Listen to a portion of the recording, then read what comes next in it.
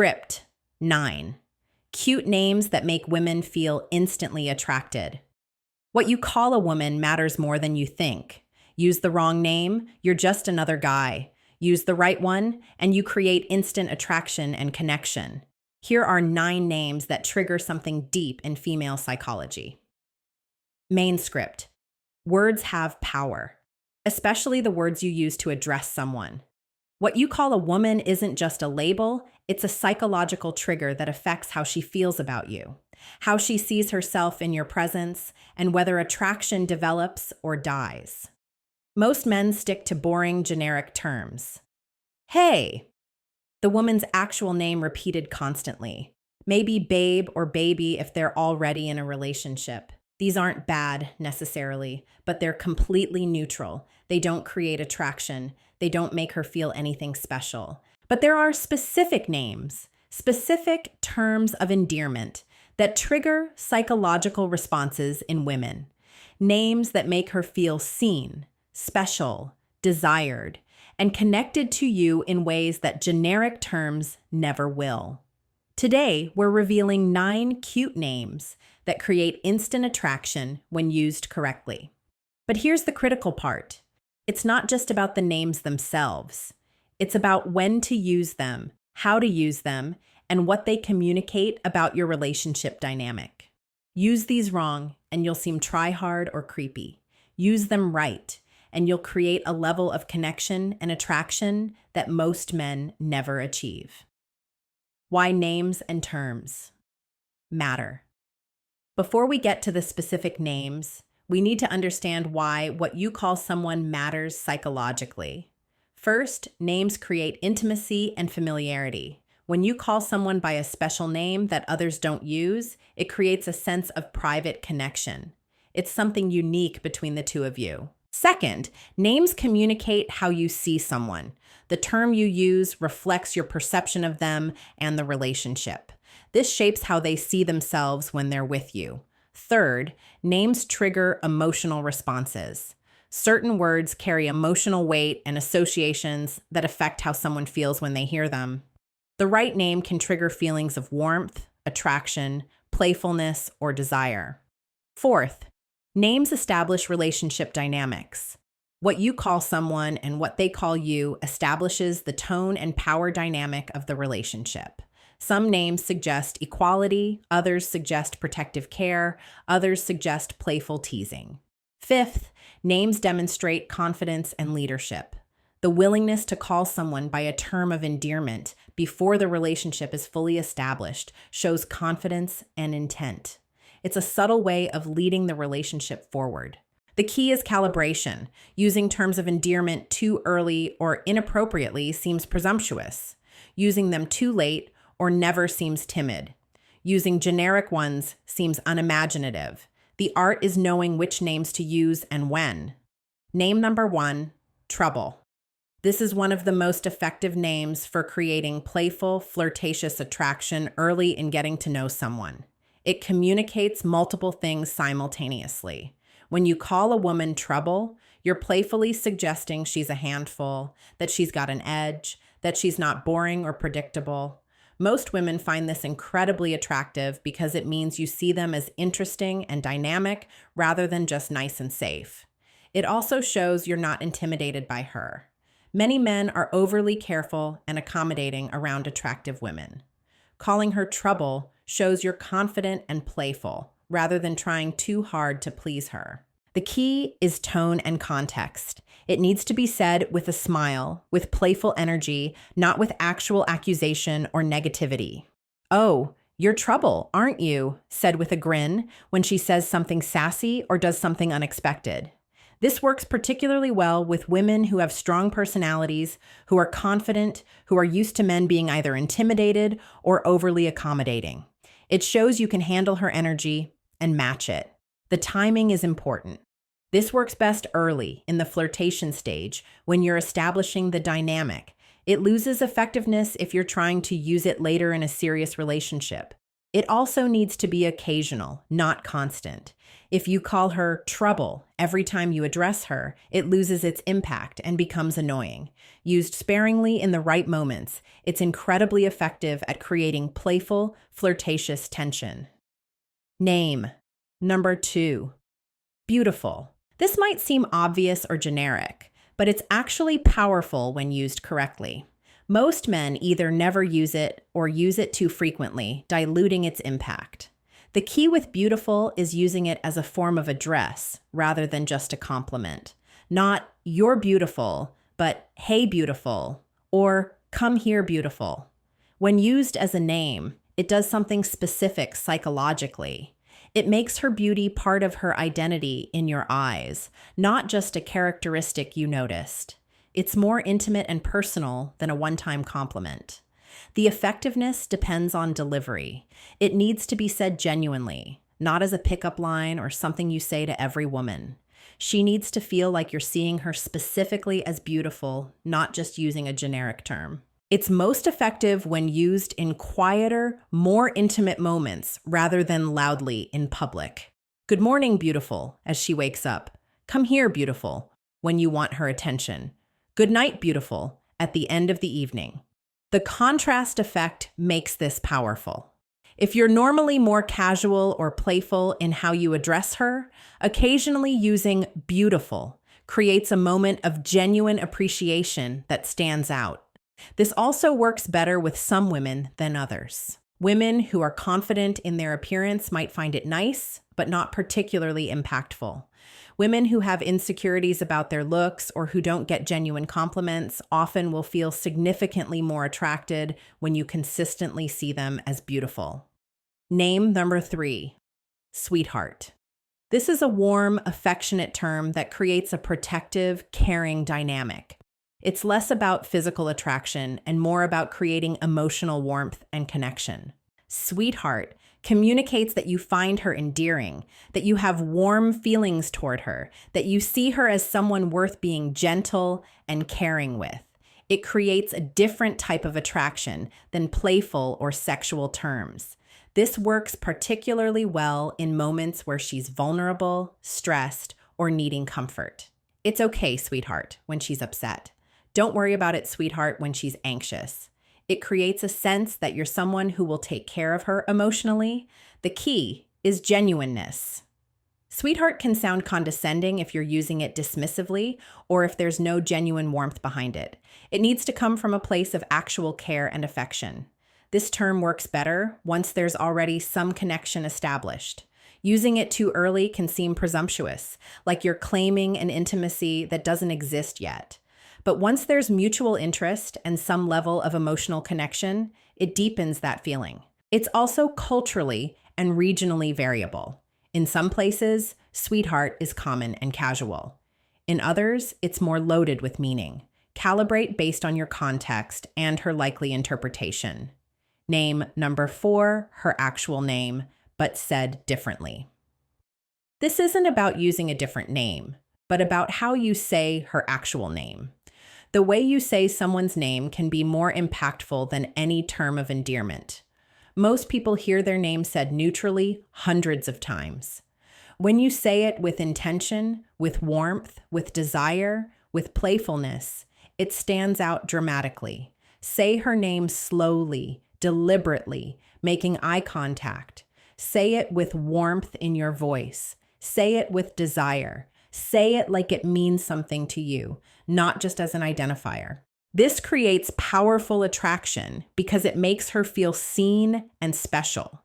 Her name, the most personal identifier she has, becomes something beautiful in your voice.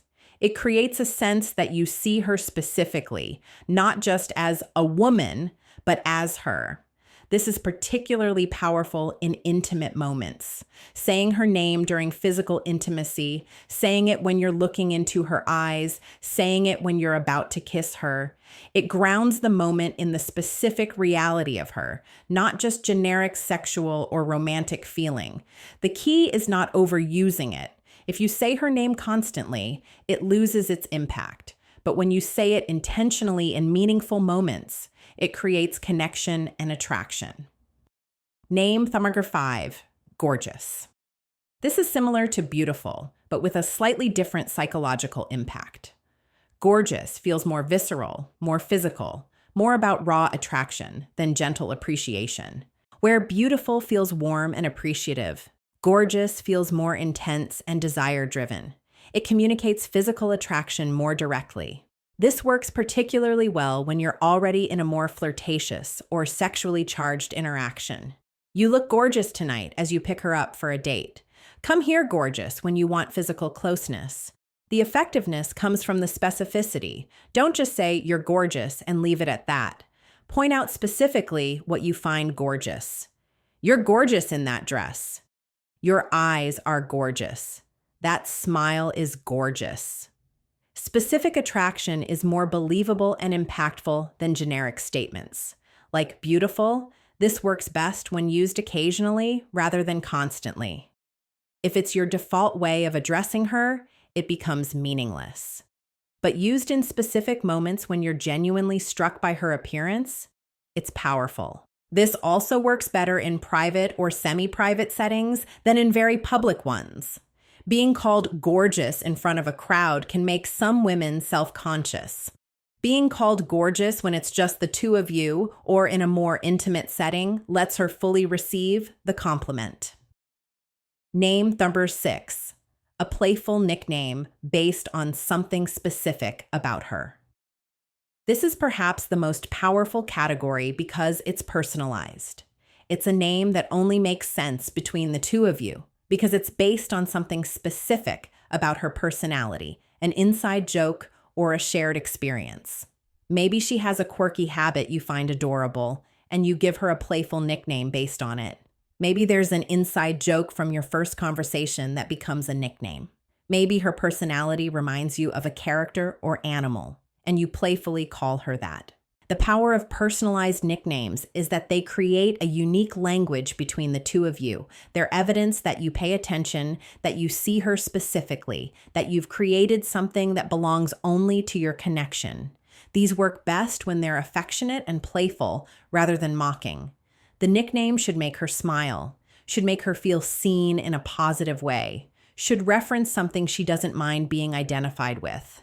Examples might be calling her dimples if she has prominent dimples when she smiles, calling her coffee queen if she's obsessed with coffee and you bonded over that, calling her a playful animal name based on her personality, like Bunny if she's adorable and energetic, or Kitten if she's independent but affectionate. The key is that it has to feel natural and earned, not forced. You can't manufacture an inside joke or personalized nickname. It has to emerge organically from your actual interactions and observations. Name number 7, babe, but only when used right. Babe is common to the point of being generic. Most couples use it.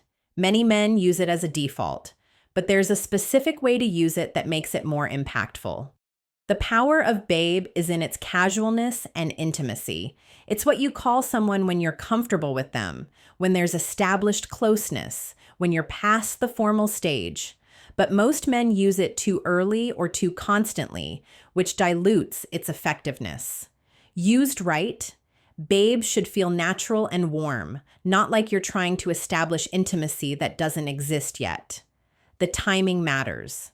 Don't start calling someone babe on the first date or before there's mutual interest. It seems presumptuous.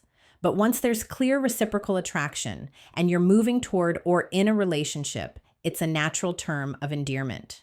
The tone matters too. Babe, said with warmth and affection, feels good. Babe, said dismissively or curtly, feels disrespectful. Pay attention to how you're saying it, not just that you're saying it. One effective use is in moments of appreciation or desire. You look amazing, babe. Come here, babe. In these contexts, it amplifies the sentiment rather than being a lazy default.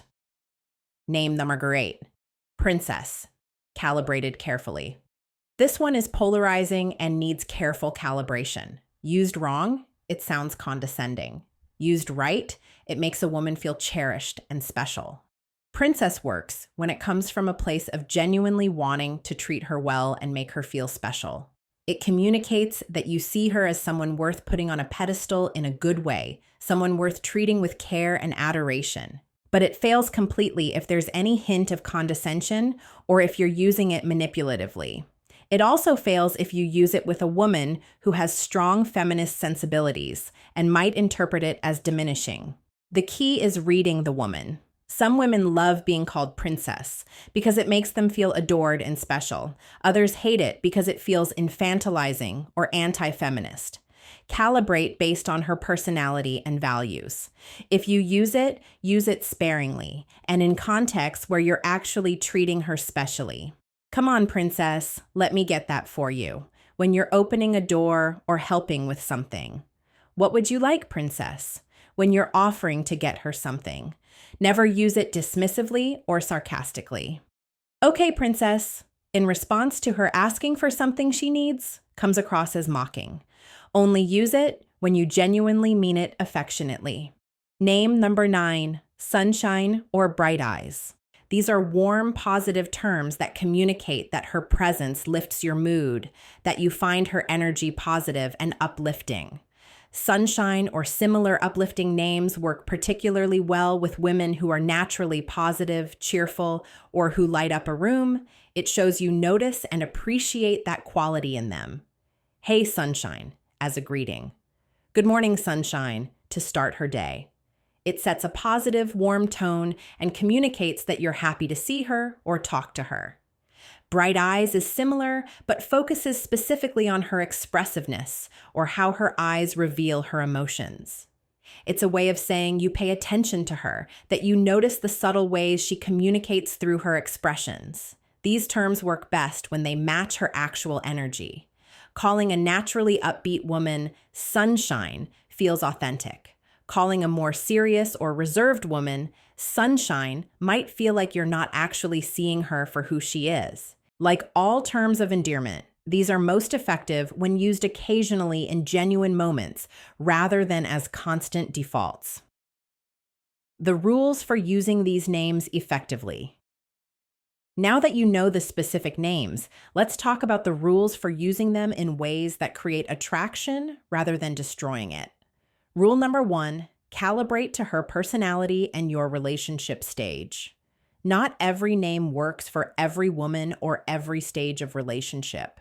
Early on, stick to playful terms like trouble or saying her name with intention.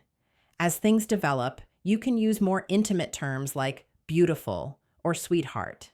Save the most intimate terms like babe for when you're actually in a relationship. Also consider her personality. A confident, sassy woman might love being called trouble. A more serious, reserved woman might not. A woman who values being seen as cute might love sunshine. A woman who wants to be seen as sophisticated might not. Rule number 2, use them sparingly. The power of these names is in their specialness. If you call her beautiful in every sentence, it loses all meaning. If babe is your default way of addressing her, it becomes boring. Use these names in specific, meaningful moments. The contrast between how you normally address her and these special moments is what creates the impact. Rule number 3, mean it. These terms only work if there's genuine emotion behind them. Women can tell the difference between genuine affection and mechanical use of a term you read somewhere would work. If you don't genuinely find her beautiful, don't call her beautiful. If you don't genuinely find her presence uplifting, don't call her sunshine. Authenticity is everything.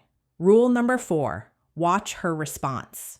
Pay attention to how she responds when you use different terms. Does she light up? Does she seem uncomfortable? Does she reciprocate with similar terms for you? Her response tells you whether a particular name is working or not. If she seems to love being called beautiful, use it more. If she seems uncomfortable being called princess, stop using it. Rule number 5, don't use terms that belong to someone else. If you called your ex baby, consider whether using that term with someone new feels right or if it carries baggage. If her father calls her a certain name, that name probably won't work romantically. The names should feel unique to your relationship with her, not like you're recycling terms from past relationships. Rule number 6, context and tone matter more than the word itself. The same term can be endearing or offensive depending on how it's said. Sweetheart said warmly is affectionate. Sweetheart said dismissively is condescending. Pay attention to your tone, your facial expression, your body language. The word is just a vehicle for the emotion you're communicating. The bigger picture, it's not really about the names. Here's the truth that might disappoint some of you. The specific names matter less than what they represent. What creates attraction isn't the magical quality of calling someone beautiful or trouble. What creates attraction is the confidence to use terms of endearment appropriately, the emotional intelligence to calibrate to her personality, the genuine affection that makes the terms meaningful. A man who confidently and genuinely uses terms of endearment at the right times is attractive because of what that behavior demonstrates. It shows he's comfortable with intimacy. It shows he's willing to be emotionally expressive. It shows he sees her specifically as special. It shows he's leading the relationship forward rather than being passive. The names are just tools. The real work is being the kind of man who can use these tools effectively because you've developed the underlying qualities they represent. Common mistakes that ruin these names. Let's talk about how men sabotage these potentially powerful tools. Mistake 1, using them too early. Calling someone babe on the first date or sweetheart before you've established any connection seems presumptuous and turns women off. Mistake 2, using them as manipulation. Calling her beautiful right before asking for something or using sweet names to smooth over bad behavior makes the terms feel manipulative. Mistake 3, using the wrong name for her personality. Calling a serious professional woman princess or an edgy alternative woman sweetheart shows you don't actually see who she is. Mistake 4, overusing them. When every sentence includes babe or beautiful, the terms lose all meaning and become annoying. Mistake 5, using them with wrong tone. Sarcastic sweetheart or dismissive babe turns affectionate terms into insults. Mistake 6, using names as substitutes for her actual name. Some women feel disrespected if you never actually use their name and only use generic terms of endearment. The ultimate truth. The ultimate truth about these cute names is that they're not magic words that create attraction on their own. They're tools that amplify attraction that already exists or that's developing. If a woman isn't interested in you, calling her beautiful won't change that. But if there's mutual interest developing, the right terms of endearment at the right times can accelerate that development and deepen the connection.